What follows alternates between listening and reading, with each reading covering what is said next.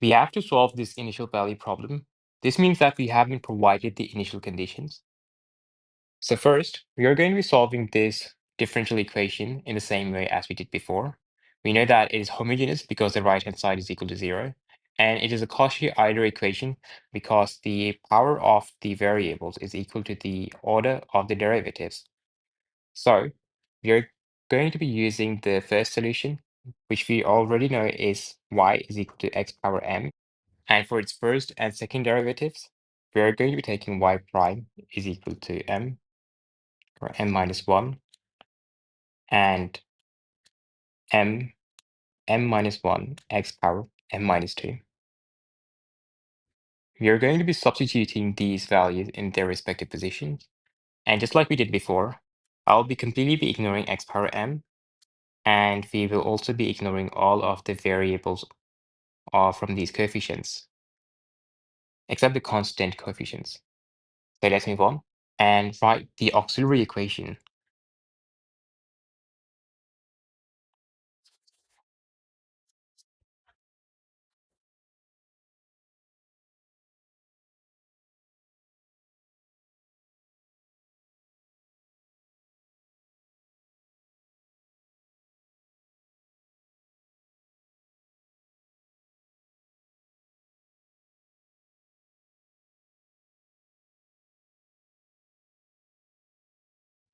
Now you can see that we have got a complex conjugate pair.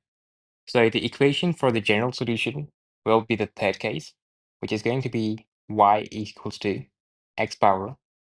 You can see that the value of alpha is -1, and the value of beta is under root 2. So let's substitute them directly.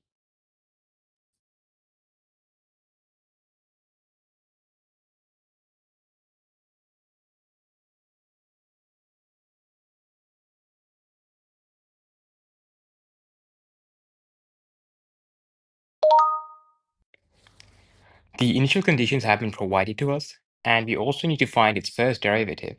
So we are going to be finding the first derivative of this general solution.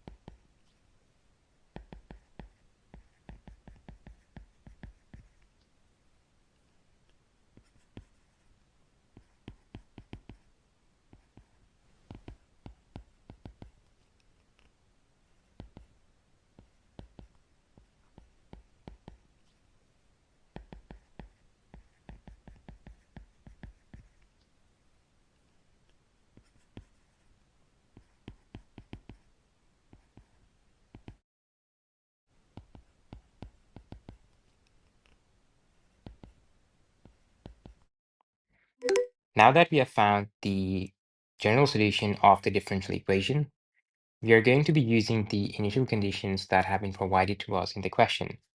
First, we are going to be using this initial condition. At value of x equals 1, we have value of y is equal to 1. So we're going to be substituting y equals 1 here. For the value of x equals 1, it is going to be substituted here, here, and here. We know that the value of ln1 is equal to 0. Hence, this is going to become 0, and so is this. For the value of cos of 0, we are going to be getting 1. So this becomes 1. And value of sine of 0, we are going to be getting 0. So this becomes 0. Hence, this entire term is going to become 0. You're going to be left with C1 here. So let's rewrite this. And after rewriting, we get C1 is equal to 1. So we have found the value of the first arbitrary constant. Now let's use the second initial condition that has been provided to us. At value of x equals 1, we're getting value of the first derivative equals to -5. So let's substitute -5 here. And when the value of x equals 1 is going to be substituted here, the ln1 is going to be equal to 0. So from here, we can see that this becomes 0 again.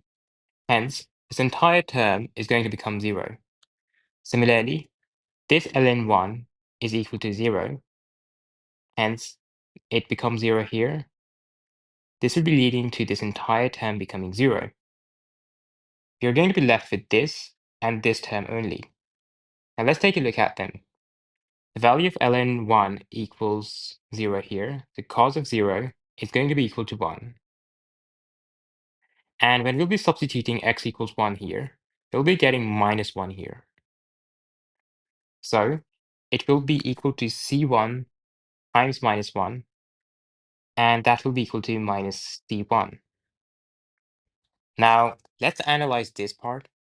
When we'll be substituting x equals 1 here, the value of ln1 equals to 0. So the cos of 0 is going to be giving us 1.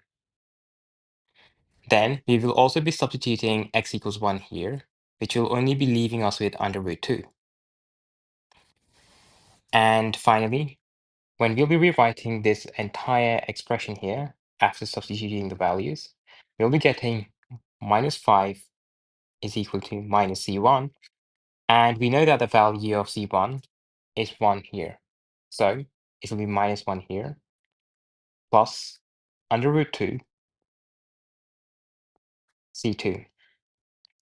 Now let's simplify this and find c2. c2 is equal to minus 4 divided by under root 2. We can simplify this further by breaking down minus 4 like this.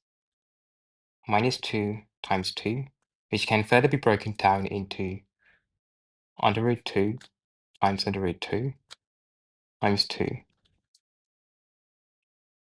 This and this is going to cancel out, leaving us with a final answer that is equal to minus 2 under root 2.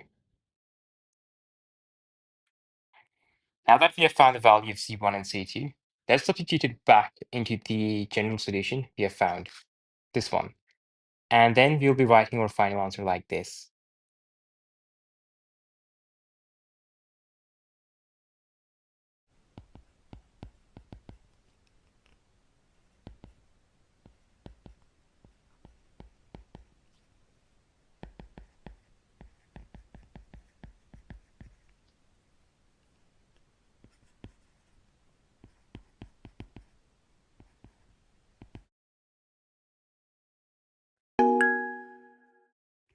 This is going to be our final answer.